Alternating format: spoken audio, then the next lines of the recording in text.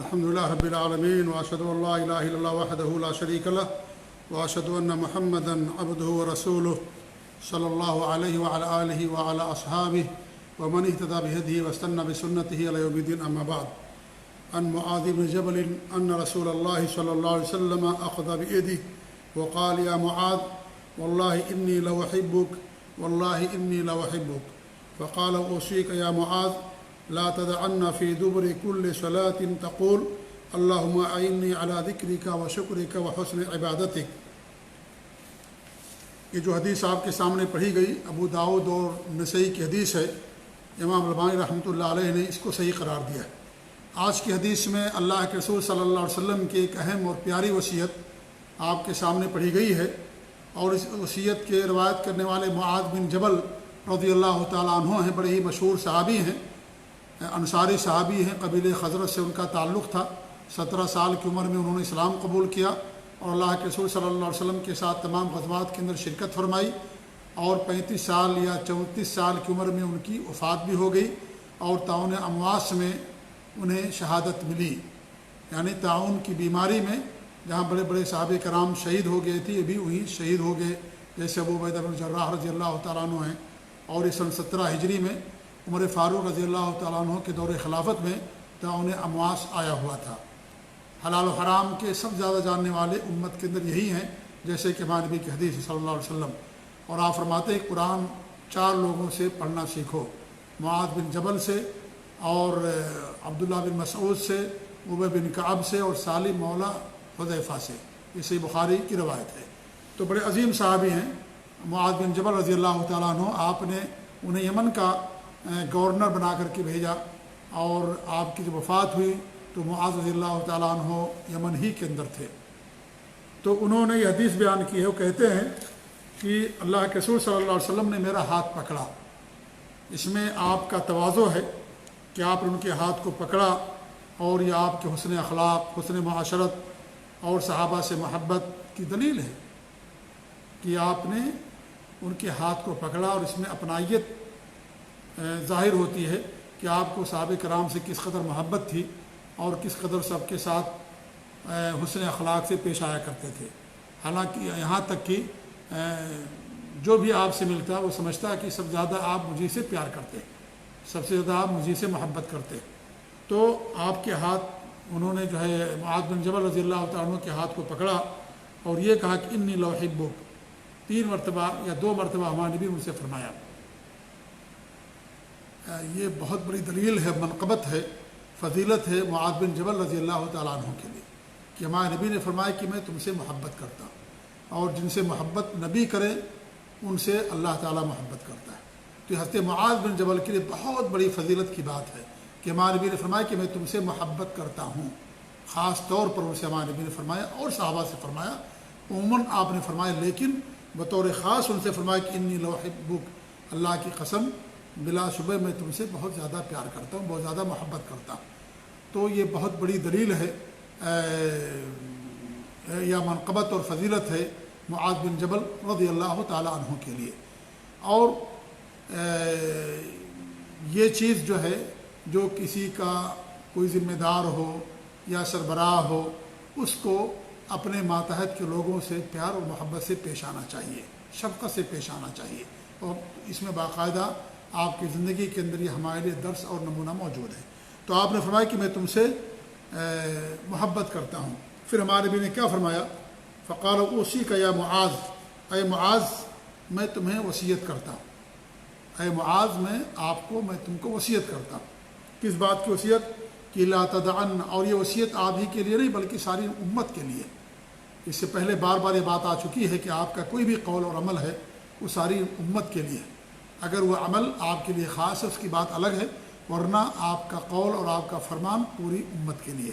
تو آپ کی وصیت، گرچہ آپ نے کہا اے معاذ میں تمہیں وصیت کرتا ہوں، لیکن اس کے اندر سب لوگ شامل ہیں، یہ وصیت سب کو شامل ہے، سب کے لیے۔ اسی لیے حدیث کے اندر آتا ہے کہ آپ نے ابو ہریرہ رضی اللہ تعالیٰ عنہ کو بھی وصیت فرمائی تھی۔ یہ مسند احمد کی صحیح روایت ہے۔ ابو ہریرہ رضی اللہ عنہ فرماتے ہیں کہ ہمارے نبی نے فرمایا اتحبون ایھا الناس ان تجتہدوا فی الدعاء، اے لوگو کیا تم اس بات کو پسند کرتے ہو تم لوگ کہ دعا کے اندر यानी मेहनत करो, कोशिश करो, इज्तिहाद करो दुआ के अंदर, यानी अच्छी अच्छी दुआएं करो। हमारे नबी ने कहा उनसे, तो फिर हमारे नबी ने क्या फरमाया, क़ूलू, तुम लोग क्या कहो, अल्लाहुम्मा अइन्ना अला ज़िक्रिका व शुक्रिक व हुस्न इबादतिक। ये हमारे नबी ने सबको सिखाया। तो इससे मालूम हुआ कि आपकी वसीयत अगरचे किसी एक फ़र्द के नाम से हो, लेकिन वो वसीयत सबके लिए होती है। तो हमारे नबी ने क्या फरमाया मुआज़ रज़ियल्लाहु तआला अन्हु से, या मुआज़ ला तदअन्ना फ़ी दुबुर कुल्ल सलातिन, ऐ मुआज़ हर फ़र्ज़ नमाज के आखिर में तुम ये कहना ना छोड़ना। क्या ना छोड़ना, अल्लाहुम्मा अइन्नी अला ज़िक्रिका व शुक्रिक व हुस्न इबादतिक। अल्लाह ताला तो मेरी मदद कर अपने ज़िक्र पर और शुक्र पर और अच्छी तरीक़े से अपनी इबादत करने पर, अल्लाह रब्बुल आलमीन तो हमारी मदद फरमा। बड़ी प्यारी दुआ है, बहुत प्यारा ज़िक्र है, क्योंकि इंसान को जब तक अल्लाह ताला की तरफ से तौफ़ीक़ नहीं मिलेगी, इंसान कोई काम नहीं कर सकता। वो अपनी जगह से हिल नहीं सकता, अपनी ज़ुबान को हरकत नहीं दे सकता, अपनी आँख की पलकों को झपका नहीं सकता, अपनी उंगली और हाथ नहीं उठा सकता, जब तक अल्लाह रब्बुल आलमीन की तरफ से हुक्म ना हो, अल्लाह ताला की तरफ से तौफ़ीक़ ना हो। दुनिया में कोई भी पत्ता अल्लाह रब्बुल आलमीन की इजाज़त और हुक्म के बगैर नहीं गिरता है। लिहाजा जब तक अल्लाह ताला का हुक्म नहीं होता है, अल्लाह की मशीयत नहीं होती है, इंसान कोई काम नहीं कर सकता है। हमारे पास भी मशीयत है, लेकिन हमारी मशीयत अल्लाह ताला की मशीयत के ताबे है। तो हमारे नबी ने फरमाया कि अल्लाहुम्मा अइन्न, ये तुम दुआ पढ़ा करो कि अल्लाह रब्बुल आलमीन तुम्हारी मदद फरमा। अल्लाह फरमाता है कि वो यानी हमारे नबी ने फरमाया कि तुम कहो कि अल्लाहुम्मा अइन्नी अला ज़िक्रिक, अल्लाह ताला तुम्हारी मदद कर, क्योंकि जब तक अल्लाह ताला की मदद नहीं होगी हम कुछ नहीं कर पाएंगे। तो ज़िक्र पर मदद कर, ज़िक्र बहुत बड़ी इबादत है, और हमारी ज़ुबान हमेशा अल्लाह के ज़िक्र से तरोताज़ा होनी चाहिए। हमेशा इंसान अल्लाह को याद रखे। जो अल्लाह को याद रखता है, अल्लाह का ज़िक्र करता है, अल्लाह रब्बुल आलमीन उसे याद रखता है। और जो अल्लाह का ज़िक्र नहीं करता, अल्लाह को याद नहीं रखता, वो इंसान मुर्दा है। और जो अल्लाह को याद रखता है, ज़िक्र करता है, वो इंसान ज़िंदा है। जी, तो ज़िक्र करने की बहुत बड़ी फजीलत कुरान और हदीस के अंदर आई हुई है। और ज़िक्र क्या है, ज़िक्र पूरा दीन है। नमाज़ पढ़ना भी ज़िक्र है, रोज़ा रखना ज़िक्र है, और मदद करना ज़िक्र है, अमर बिल मारूफ ज़िक्र है, नहीं मुनकर ज़िक्र है, सब ज़िक्र है, पूरा ज़िक्र है। क्योंकि इंसान जब अल्लाह को याद करता है तभी नए काम करता है। तो इंसान जो भी नए काम करता है वो सब के सब ज़िक्र के अंदर शामिल है। वह अक़िमिस सलात अला ज़िक्री, मेरे याद करिए, नमाज को कायम कीजिए। तो इंसान जब नमाज़ पढ़ता है, अल्लाह को याद करता है, अल्लाह की बड़ाई बयान करता है, अल्लाह से दुआएँ करता है, इस तरीके से इंसान रोज़ा रखता है, तो भी अल्लाह ताला के हुक्मों पर चलते हुए रोज़ा रखता है। तो कोई भी इंसान बात करता है वो सब के सब ज़िक्र के अंदर आता है। तो हमारे नबी फरमाते हैं कि तुम ये अल्लाह ताला से कहो कि अपने ज़िक्र की अल्लाह ताला तो हमारी मदद फरमा, हमें तौफ़ीक़ दे कि मैं तेरा ज़िक्र करूँ, वो शुक्र का, और तेरा शुक्र कर सकूँ। शुक्र बहुत बड़ी इबादत ये भी है, बहुत बड़ी नेमत और फजीलत है अल्लाह ताला की तरफ से जिस बंदे को चीज़ मिल जाती है। और हर इंसान के साथ अल्लाह रब्बुल आलमीन की इतनी नेमतें हैं कि उन तमाम नेमतों को इंसान गिन नहीं सकता। इसलिए हमेशा इंसान को अल्लाह ताला का शुक्र अदा करना चाहिए। इस्लाम की नेमत सबसे बड़ी नेमत है, दिमाग की, बात करने की, और इस तरीके से देखने की, और चलने फिरने की, सोचने की, माल की, औलाद की, ये सब के सब अल्लाह रब्बुल आलमीन की नेमतें हैं। रिज़्क़, ये सब रिज़्क़ है। रिज़्क़ सिर्फ माल का नाम नहीं है। रिज़्क़ इल्म है, रिज़्क़ माल है, रिज़्क़ औलाद है, रिज़्क़ मनसब है, रिज़्क़ सेहत है, दौलत है, और हाथ पाँव, सोचने की ताकत, ये सब के सब रिज़्क़ हैं अल्लाह रब्बुल आलमीन की तरफ से। जब रिज़्क़ की बात आती है तो हमारे जहन में फ़ौरन माल की तरफ हमारा दिमाग चला जाता है कि रिज़्क़ से मुराद माल है। ऐसा नहीं है। रिज़्क़ जो भी अल्लाह ताला की तरफ से वो रिज़्क़ है, और सब कुछ अल्लाह ही ने हमें दिया है। ये हमारी शक्ल सूरत, ये हमारा दिमाग, सोचने की ताकत, हाथ पाँव, और दीगर नेमतें, मनसब, माल, दौलत, औलाद, बीवी, और इस तरीके से जो भी चीज़ें हैं सब के सब अल्लाह ताला का रिज़्क़ हैं। तो अल्लाह ताला की कितनी नेमतें हमारे साथ हैं, इंसान तमाम नेमतों को गिन नहीं सकता। लिहाजा इन तमाम नेमतों पर इंसान को अल्लाह ताला का शुक्र अदा करना चाहिए। परेशानी पर इंसान सब्र करे, आजमाइश के लिए सारी चीज़ें होती हैं, और जब नेमतें अल्लाह ताला की मिले तो इंसान मुतकब्बिर ना हो जाए, इंसान घमंडी ना बन जाए, सरकश ना हो जाए, और उन नेमतों को ये समझे कि तो मेरी कोशिशों का नतीजा है। नहीं, یہ اللہ رب العالمین جس کو چاہتا عطا کرتا ہے۔ ذالک فضل اللہ یؤتیہ من یشاء، یہ اللہ تعالیٰ کا فضل ہے، اللہ دیتا ہے سب کو۔ تو اس لیے ہمیشہ انسان کو اللہ رب العالمین کی نعمتوں پر شکر ادا کرنا چاہیے۔ اگر کوئی ایک نعمت انسان کے پاس نہیں ہے تو ہزار کروڑ نعمتیں اس کے پاس موجود ہوتی ہیں۔ مثال کے طور پر کوئی بندہ ہے جو برسر روزگار نہیں، اس کی نوکری چھوٹ گئی۔ نوکری یہ بھی ایک رزق ہے اللہ کی طرف سے، یہ بھی ایک نعمت ہے، لیکن وقتی طور پر نوکری انسان کی چھوٹ گئی ہے تو انسان مایوس ہو جاتا ہے، کہتا ہے کہ میں تو پریشان ہوں، سال بھر سے ہمارے پاس نوکری نہیں ہے، لیکن نہیں سوچتا ہے کہ ہمارے پاس کتنی اللہ رب العالمین کی نعمتیں اور موجود ہیں۔ الحمدللہ اسلام کی، دین کی، صحت کی اور مال کی اور دیگر چیزوں کی نعمتیں ہمارے پاس موجود ہیں۔ کیا یہ نعمتیں اس بات کا تقاضا نہیں کرتی ہم سے کہ ہم اللہ رب العالمین کا شکر ادا کریں؟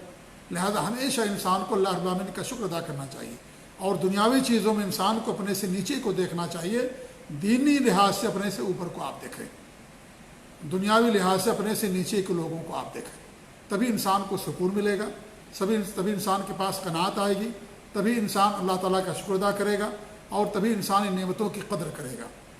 تو شکر ادا کرنا بہت ضروری ہے، اور یہ شکر ادا کرنے سے اللہ کی نعمتیں باقی رہتی ہیں۔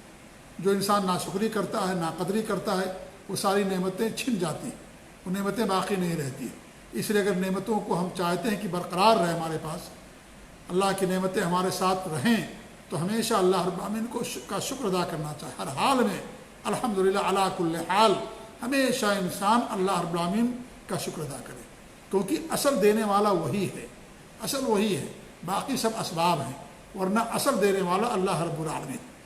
کوئی بھی نعمت اور دولت ملتی ہے ہم کو، وہ اصل دینے والا اللہ رب العالمین، اور سبب بنانے والا بھی اللہ رب العالمین ہی ہے۔ اس لیے ہمیشہ انسان کو اللہ تعالیٰ کا شکر ادا کرنا چاہیے۔ وہ حسن عبادتک، اور اچھی طریقے سے اپنی عبادت کی تو ہماری مدد فرما۔ اچھی عبادت کیا ہے؟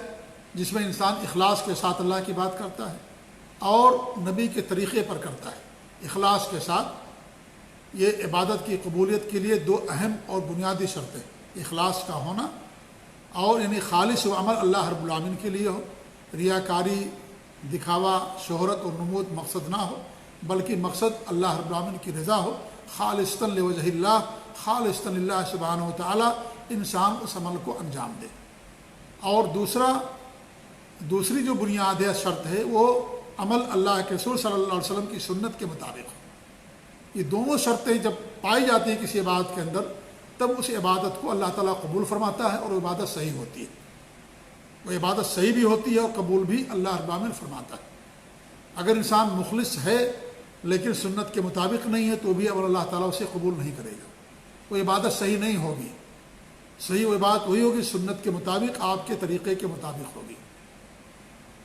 اور اگر انسان سنت کے مطابق تو کرتا ہے لیکن مخلص نہیں ہے تو عمل بھی اللہ تعالیٰ قبول نہیں کرے گا۔ یہ ظاہر میں تو صحیح نظر آتا ہے، صحیح طریقے سے نماز پڑھتا ہے ظاہر میں، لیکن مخلص نہیں ہے، وہ ریاکاری کے طور پر نماز پڑھتا ہے۔ اور ایسا ہو سکتا ہے، ایسا ہو سکتا ہے، ہمارے نبی نے فرمایا کہ جو جہاد کرتا ہے ریاکاری کے طور پر، تو اس کے لیے بھی جو ہے سزا ہے۔ اور قیامت کے دن ایک بندہ لایا جائے گا جس نے جہاد کیا ہوگا، اللہ تعالیٰ کہے گا کہ میں نے تجھے نعمتیں دی، تو نے کیا کیا؟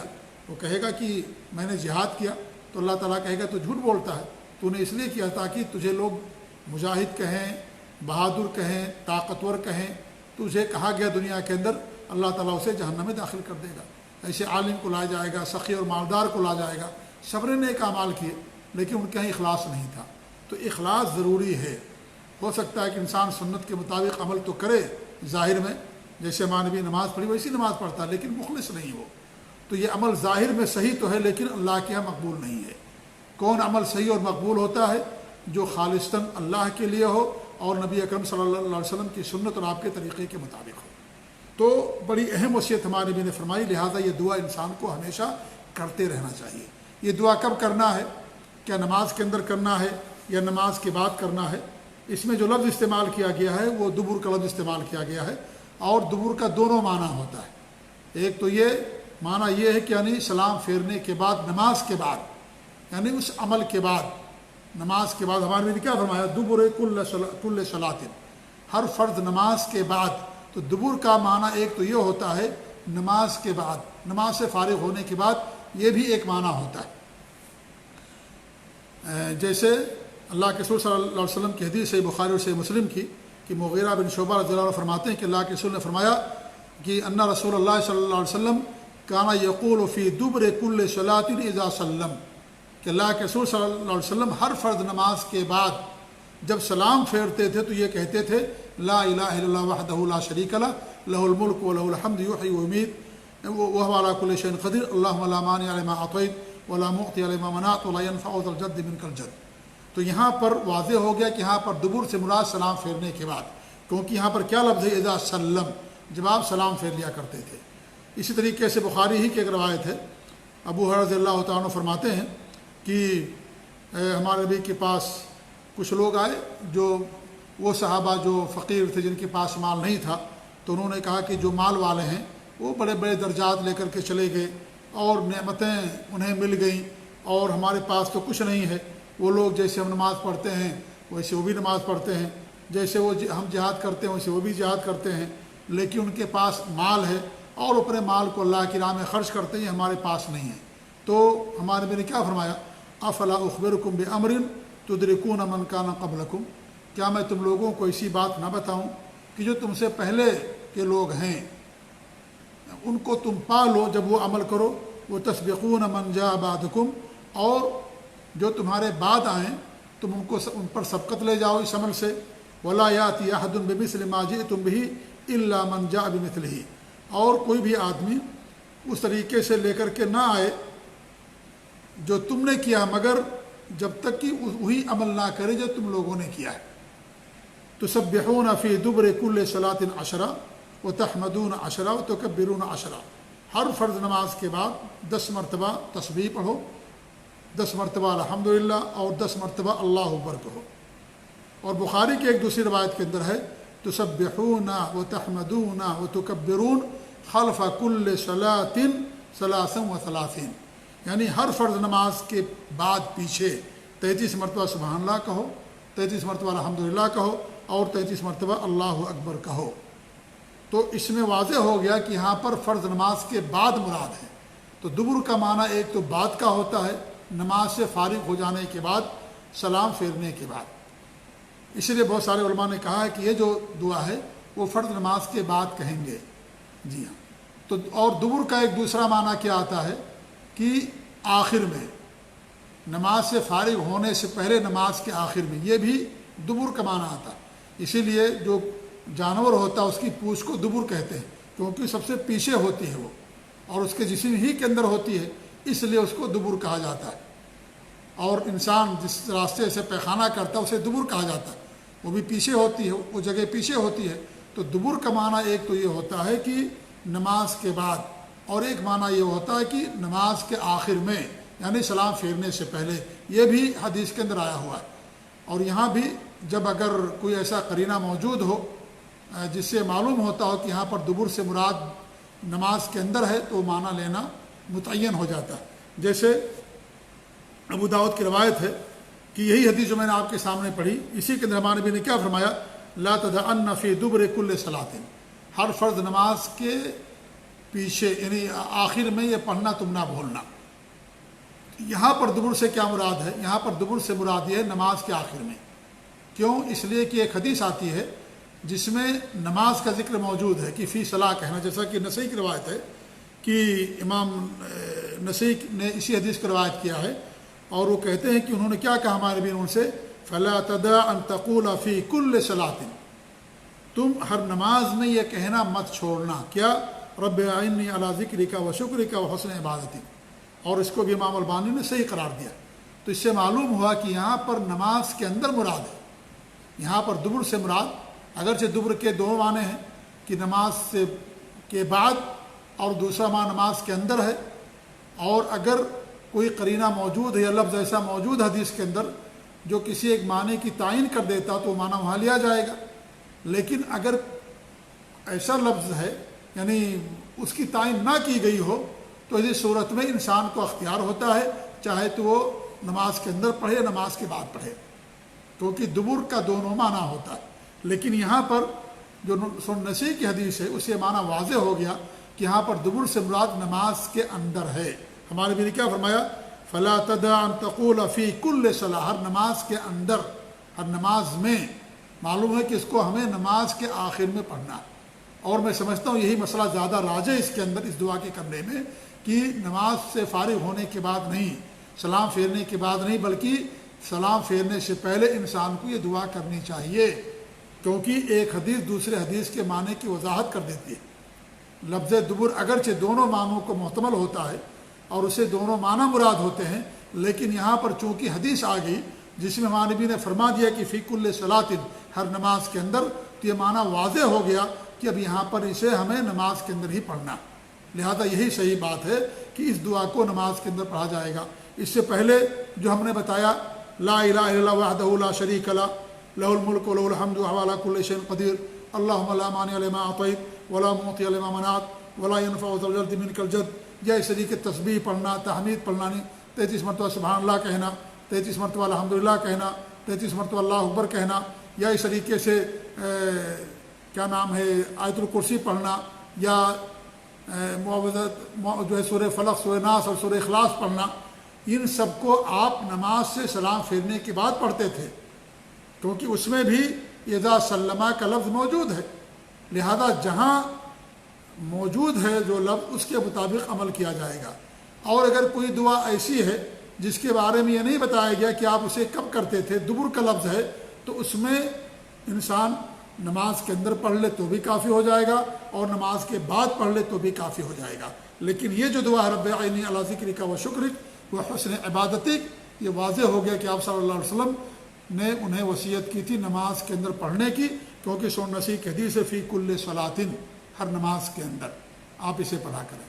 اور صلاۃ کا لفظ جو ہے کیا ہے، یہ عام ہے، یعنی فرض نماز بھی داخل ہے اور دیگر مسنون نمازیں بھی داخل ہیں، ہر نماز داخل ہے، لہذا ہر نماز کے اندر سلام پھیرنے سے پہلے انسان کو اس کو پڑھنا ہے۔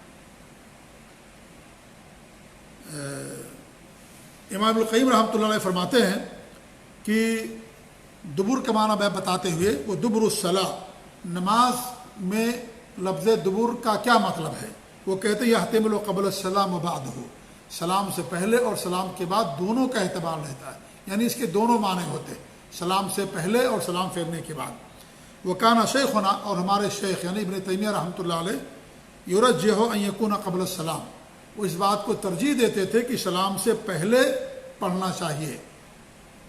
فراجعتہ فیہ، فقال، تو ہم نے مراجعہ کیا اس کو، تو کیا انہوں نے کہا، دبر کل شیء منہ کا دبر الحیوان، کہ دبر جو ہے ہر چیز کا اسی میں سے ہوتا ہے جیسے حیوان کا دبر ہوتا ہے، حیوان کی جو پونچھ ہوتی ہے حیوان کے اندر ہی ہوتی ہے، حیوان سے باہر نہیں ہوتی ہے۔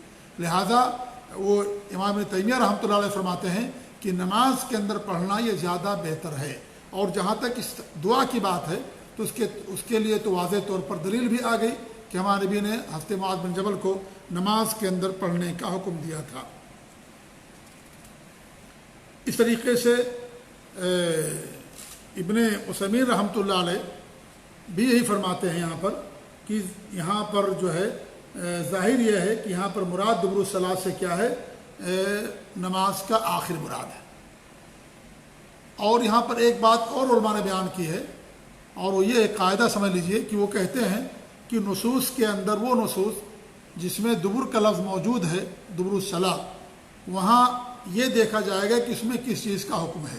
اگر وہ ذکر ہے جیسے تسبیح اور تحمید ہے، تکبیر ہے، آیت الکرسی کا پڑھنا ہے، یا سورہ فلق، سورہ ناس، سورہ اخلاص کا پڑھنا ہے، تو وہاں پر دبر سے مراد نماز کی فراغت کے بعد ہوگا، سلام پھیرنے کے بعد پڑھا جائے گا۔ اور اگر وہ دعا ہے تو وہ کب پڑھیں گے، اس کو سلام پھیرنے سے پہلے پڑھا جائے گا۔ یہ قاعدہ علماء نے بیان کیا ہے۔ ایک قاعدہ یہ بھی بیان کیا ہے کہ دبر الصلاۃ کا مطلب کیا ہے۔ اگر وہ جن نصوص کے اندر دبر الصلاۃ کا لفظ آیا ہوا ہے، تو اگر وہ ذکر ہے جیسے سبحان اللہ پڑھنا، الحمدللہ پڑھنا، اللہ اکبر پڑھنا، آیت الکرسی پڑھنا، یا سورہ فلق، سورہ ناس، سورہ اخلاص پڑھنا، یہ سب ذکر ہے، تو یہ ذکر اگر ہے تو اسے سلام پھیرنے کے بعد پڑھیں گے۔ اور اگر وہ ذکر نہیں بلکہ دعا ہے تو اس کو نماز کے اندر سلام پھیرنے سے پہلے پڑھیں گے۔ جیسے یہ دعا ہے رب اعینی علی ذکرک و شکرک و حسن عبادتک، کی دعا ہے، لہذا اس کو سلام پھیرنے سے پہلے پڑھا جائے گا۔ جی شیخ ابن باز رحمۃ اللہ علیہ سے سوال کیا گیا تو انہوں نے یہی بات بتائی کہ احادیث کے اندر دبر الصلاح سے کیا مراد ہے، تو کہتے ہیں کہ اگر اس میں دعا ہے یا ذکر ہے، تو اگر ذکر ہے تو بعد الصلاح ہے، اور اگر جو ہے کیا نام ہے یہ دعا ہے تو نماز کے اندر ہے۔ تو کہتے ہیں کہ امام ابن باز رحمۃ اللہ علیہ کہ دبر کا لفظ سلام پھیرنے سے پہلے نماز کے آخر پر بھی اس کو بولا جاتا ہے، اور سلام پھیرنے کے بعد کی بھی حالت پر اسے بولا جاتا ہے، اور اس کے تعلق صحیح حدیثیں آئی ہوئی ہیں۔ لیکن زیادہ تر جو مراد ہوتا ہے اگر وہ دعا ہے تو اس سے مراد یہ ہوتا ہے کہ سلام پھیرنے سے پہلے وہ دعا کرنی ہے، سلام پھیرنے سے پہلے وہ دعا کرنی ہے۔ اور پھر انہوں نے 2-3 مثالیں دی، انہی میں سے ایک مثال یہ بھی دی ہے جو معاذ رضی اللہ تعالیٰ عنہ کو ہمارے نبی صلی اللہ علیہ وسلم نے وصیت فرمائی تھی۔ تو خلاصہ کلام ہمارا یہ ہوا کہ دبر الصلاح جب کہا جائے گا تو 2 معنی اس کے اندر پایا جاتا ہے، ایک سلام پھیرنے سے پہلے اور ایک سلام پھیرنے کے بعد۔ اگر نصوص کے اندر دلیل موجود ہے کہ سلام پھیرنے کے بعد ہے تو سلام پھیرنے کے بعد پڑھیں گے، اور اگر یہ نص کے اندر موجود ہے کہ سلام پھیرنے سے پہلے سلام پھیرنے سے پہلے پڑھیں گے۔ لیکن جہاں پر کوئی اشارہ یا کنایہ نہیں ہے، یا وہاں پر واضح نص نہیں موجود ہے بلکہ صرف دبر کا لفظ آیا ہوا ہے، تو اس موقع پر کیا کریں گے؟ تو اس کے بارے میں صحیح قول یہ ہے کہ اگر اس کا تعلق دعا سے ہے تو انسان نماز میں پڑھے گا اسے سلام پھیرنے سے پہلے، اور اگر اس کا تعلق جو ہے ذکر سے ہے، سبحان اللہ الحمدللہ اللہ اکبر یہ سب کہنا، یا اس طریقے سے آیت الکرسی وغیرہ پڑھنا، تو انسان اس کو سلام پھیرنے کے بعد پڑھے گا، اس کو سلام پھیرنے کے بعد پڑھے گا، کیونکہ سلام پھیرنے کے بعد روایتوں کے اندر اس کا ذکر بھی کر دیا گیا ہے کہ آپ صلی اللہ علیہ وسلم سلام پھیرنے کے بعد انہیں پڑھا کرتے تھے۔ تو اس سے یہ بات واضح ہو گئی کہ رب عینی علی ذکر کا و شکر یہ ہمیں نماز کے اندر پڑھنا چاہیے، یہ زیادہ بہتر ہے، کیونکہ سنن نسائی کی جو حدیث ہے اس میں اس بات کی تعین کر دی گئی۔ یہاں ایک دوسرا مسئلہ یہ ہے کہ اگر کسی آدمی سے آپ محبت کرتے ہیں تو اس کو بتانا بھی چاہیے کہ میں آپ سے محبت کرتا ہوں۔ کیوں؟ جب آپ بتائیں گے تو اس کے دل کے اندر بھی آپ کی محبت پیدا ہوگی، اور اس طریقے سے آپس میں رشتہ قائم ہو، اور دونوں ایک دوسرے سے محبت کریں گے، جو اسلام کا مطلوب ہے۔ اس لیے ہمیں جس سے محبت اسے بتا دینا چاہیے، اور جس کو بتایا جائے اس کو یہ کہنا چاہیے احبک اللہ الذی احببتنی لہ یا احببتنی فی، یہ دعا انسان کو پڑھنا چاہیے، یعنی یہ کہنا چاہیے۔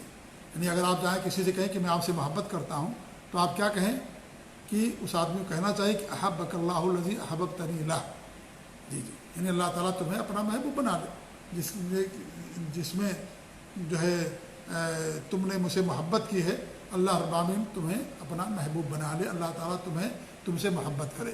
تو انسان کو یہ پڑھنا چاہیے۔ اگر یہ عربی نہیں آتی، انسان اردو میں کہہ دے کہ بھی اللہ تعالیٰ آپ کو اپنا محبوب بنا لے، اللہ تعالیٰ آپ پر کرم کرے، اس طرح کے الفاظ کہنا چاہیے۔ تو یہ معلوم ہوا کہ انسان کو بتانا چاہیے، کیونکہ اللہ کے رسول صلی اللہ علیہ وسلم کی ایک حدیث آتی ہے جس میں آپ نے ایک صحابی کو کہا کہ جب انہوں نے کہا کہ میں ان سے محبت کرتا ہوں، تو آپ نے کہا کہ تم جا کر کے ان کو بتاؤ کہ میں تم سے محبت کرتا ہوں۔ یہیں پر آج اپنی بات ختم کرتے ہیں۔ اللہ تعالیٰ دعا کرتے ہیں کہ اللہ رب العالمین ہمیں ان تمام وصیتوں پر عمل کرنے کی توفیق دے۔ جزاکم اللہ خیر، والسلام علی رسول اللہ، والسلام علیکم ورحمۃ اللہ وبرکاتہ۔